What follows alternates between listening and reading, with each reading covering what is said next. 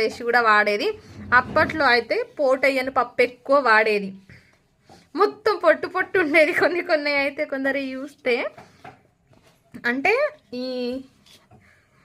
అంటే చూడ్డానికి అట్లా అనిపిస్తుంది, కానీ పప్పు పోటేయకుండా అట్లా పొట్టుతోటి తింటేనే బాగా హెల్దీ. కానీ ఈ కాలంలో ఎవరు తినట్లేదు కదా అట్లా. కొంచెము ఎంత పప్పు నీట్గున్నా ఒక్క పొట్టు వచ్చినా సరే అది తిననీకి ఇష్టపడతలేరు. అందుకే అప్పట్లో అందరూ మంచిగా స్ట్రాంగ్ ఉన్నారు, ఇప్పట్లో ఇట్లా వీక్ ఉన్నారు ఆ జనరేషన్తో కంపేర్ చేసుకుంటే.